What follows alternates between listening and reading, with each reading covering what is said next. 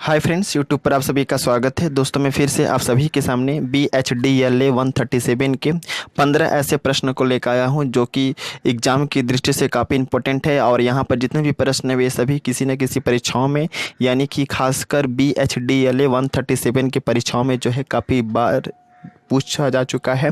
और यह प्रश्न जो है काफ़ी सिलेक्टिव प्रश्न है और मोस्ट इम्पोर्टेंट प्रश्न है और ज़्यादा कॉमन है एग्ज़ाम की दृष्टि से। ओके, अगर आप इन 15 प्रश्नों को पढ़ लेते हैं तो आपको BHDLA 137 से जो है और भी कुछ पढ़ने की ज़रूरत नहीं पड़ेगी, क्योंकि ये काफ़ी कॉमन क्वेश्चन है और हर बार एग्ज़ाम में पूछा जाता है। तो आप इस वीडियो के अंत तक बने रहें। और एक चीज़ बता दूं, अगर आपको इसका PDF चाहिए तो आप मेरे टेलीग्राम चैनल से जुड़ सकते हैं। मैं अपने टेलीग्राम चैनल का लिंक इस वीडियो के डिस्क्रिप्शन में दे दूंगा, जहां से आप मेरे टेलीग्राम चैनल के मेंबर्स बन सकते हैं उस लिंक पर क्लिक करके। ओके, पहला प्रश्न है कि संप्रेषण क्या है और संप्रेषण के विविध रूप या तत्वों का वर्णन करो। सबसे पहले पढ़ना है कि संप्रेषण किसे कहते हैं, संप्रेषण के विविध रूप या तत्व क्या क्या होते हैं, इनके बारे में पढ़ लेना है। दूसरा प्रश्न है उच्चारित और लिखित भाषा के भेदों का वर्णन करो और इनकी विशेषताएं। उच्चारित भाषा और लिखित भाषा के कितने भेद होते हैं और इनकी परिभाषा भी पढ़ लेना है। और साथ ही साथ उच्चारित और लिखित भाषा की क्या क्या इनकी निजी विशेषताएं होती हैं, इसको भी आपको पढ़ लेना है। इसके अलावा 3 नंबर प्रश्न पूछा जाता है कि साक्षात्कार किसे कहते हैं, नौकरी के लिए एक साक्षात्कार लिखो। ओके, तो साक्षात्कार किसे कहते हैं और किसी भी टॉपिक पर, यानी कि मैंने एक लिख दिया है नौकरी के लिए एक साक्षात्कार लिखो, तो इस साक्षात्कार को लिखने के लिए एग्जाम में आ सकता है। 4th नंबर प्रश्न है कि औपचारिक पत्र आ सकते हैं, जैसे आवेदन पत्र हुए, व्यावसायिक पत्र हुए, बधाई पत्र हुआ, निमंत्रण पत्र आ सकते हैं। यानी कि औपचारिक पत्र किसे कहते हैं, जो आवेदन पत्र होते हैं, व्यावसायिक पत्र जो होते हैं, बधाई पत्र हम किसी को बधाई करते हैं या किसी को निमंत्रण करते हैं। तो मैंने यहाँ पर जितने भी पत्र का नाम लिया है, चाहे वह आवेदन पत्र हो, व्यावसायिक पत्र हो, बधाई पत्र हो, ये सभी औपचारिक पत्र हैं होते हैं और यह किसी भी टॉपिक पर आपको लिखने के लिए एग्ज़ाम में आ सकता है। तो आप देख लीजिएगा इसके बारे में। 5th नंबर प्रश्न है कि समाचार की भाषा क्या है। समाचार लेखन के लिए हमें किन किन बातों को ध्यान देना आवश्यक है, यह भी काफ़ी बार पूछा जा चुका है एग्ज़ाम में, तो यह भी एग्ज़ाम की दृष्टि से काफ़ी इम्पोर्टेंट है। और इसके अलावा 6th नंबर प्रश्न है कि संस्मरण और डायरी आत्मकथा क्या है, विस्तार से समझाइए। यानी कि संस्मरण किसे कहते हैं और डायरी क्या होता है, आत्मकथा क्या होता है, इनके बारे में भी आपको पढ़ लेना है। इसके अलावा 7 नंबर प्रश्न है कि यात्रा वृत्तांत से आप क्या समझते हैं, यात्रा वृत्तांत से क्या समझते हैं, इसके बारे में भी आपको पढ़ लेना है।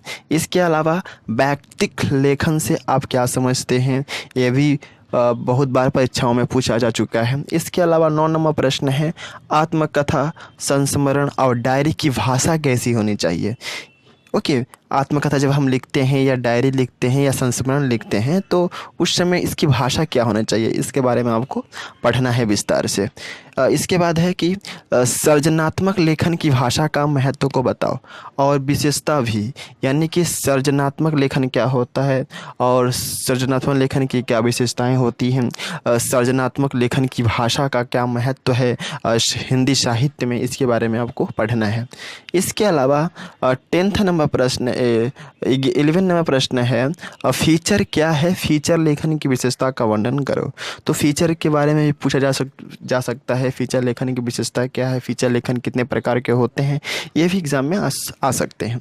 इसके अलावा 12 नंबर प्रश्न है जनसंचार में भाषा का क्या महत्व होता है।